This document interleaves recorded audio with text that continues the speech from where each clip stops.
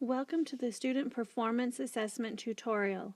In front of you, you should have a paper that says Pre-Reading Student Performance Assessment. These assessments have been designed to prepare you for your end-of-level tests. They are also designed to evaluate your reading comprehension and your writing skills.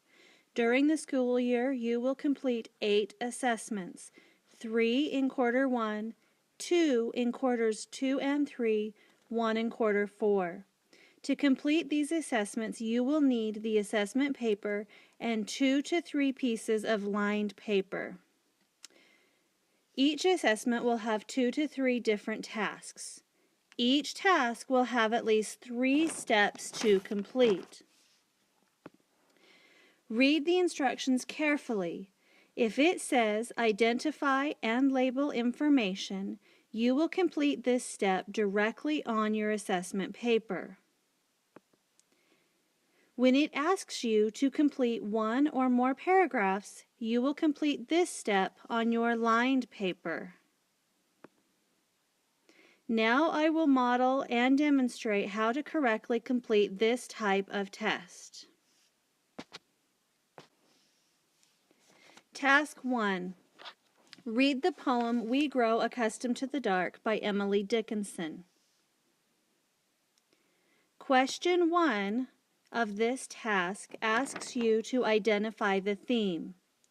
Write your theme or the theme you identified directly on the test and on your lined paper. Here is an example theme: Overcoming Life's Trials. Once you have identified your theme, you need to identify and label 3 pieces of contextual evidence. This is called proof. Here are several examples of the theme, or evidence to support the theme. Circle or underline the contextual evidence in the poem, then describe how the evidence supports the theme. For example, this passage indicates that we all have trials and there are people to help us overcome them.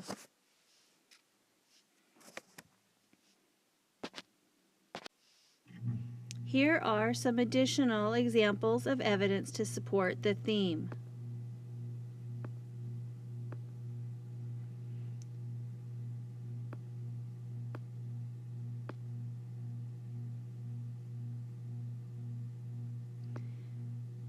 Question 2 asks you to identify and label 3 examples of imagery. When you do this, circle the evidence in the poem. Then label as the correct form of imagery. You also need to tell what the imagery represents. Here are several examples of imagery in this poem.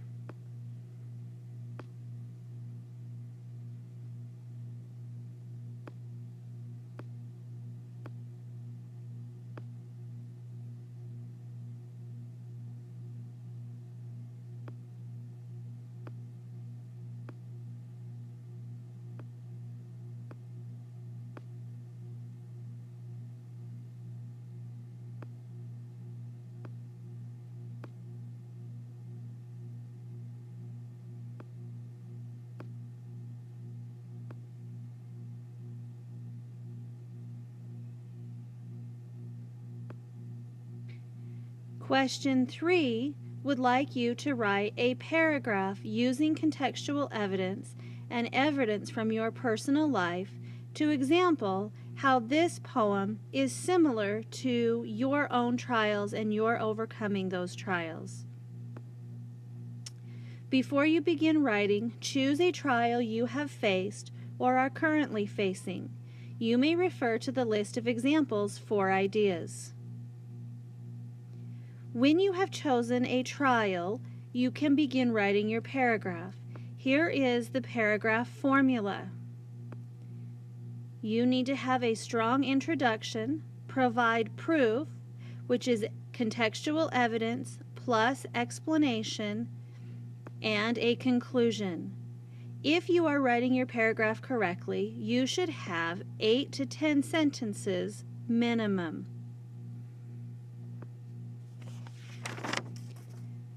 Here are some sentence starters for some of the sentences in this paragraph.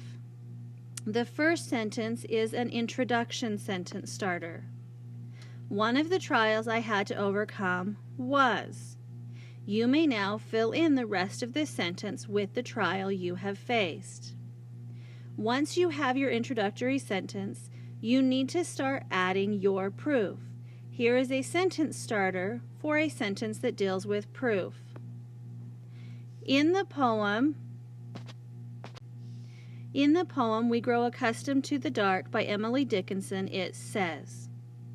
With this sentence starter, you can add a quote or piece of contextual evidence from the poem. Next, you need to explain the significance of this piece of contextual evidence. For example, this is similar to my trials because, and you complete the thought. Once you have identified your first piece of contextual evidence and provided an explanation, you need to add additional pieces of proof.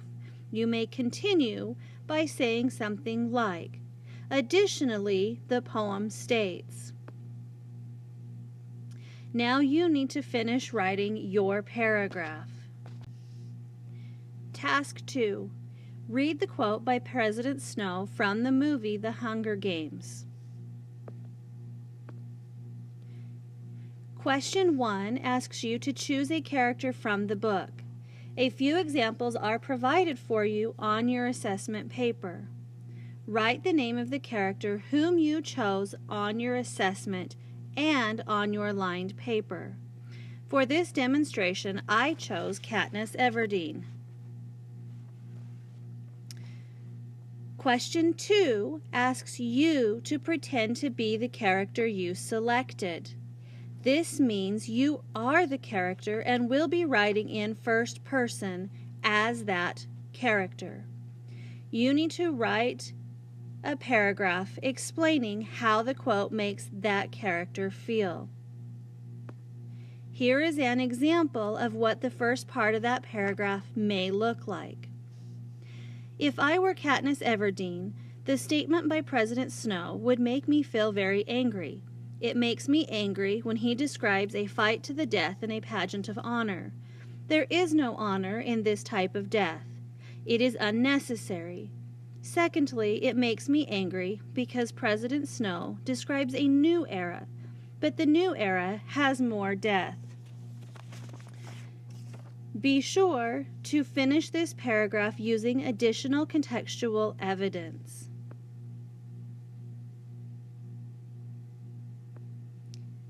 Question 3 asks you to write a paragraph from your point of view.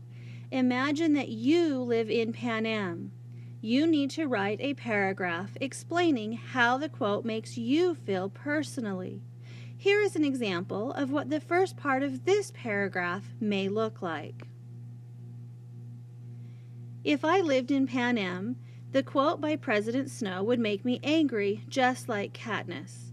It makes me angry because President Snow doesn't value life. He says to pay for the lives lost during the war, each district must sacrifice 2 kids each year. It also makes me angry that he refers to the Hunger Games as a pageant of honor. You must now complete your paragraph. Be sure to include contextual evidence, and your paragraph should be 8 to 10 sentences long. Task 3. On your lined paper, write the headers, similarities, and differences. Under each heading, you are going to identify 3 similarities with evidence and 3 differences with evidence. For example, one of the similarities is the talk of trials. You need to find a piece of evidence from the poem that indicates trials and a piece of evidence from the quote that talks about trials. You can also use the similarity of courage. Remember to also find specific evidence from the poem and from the quote.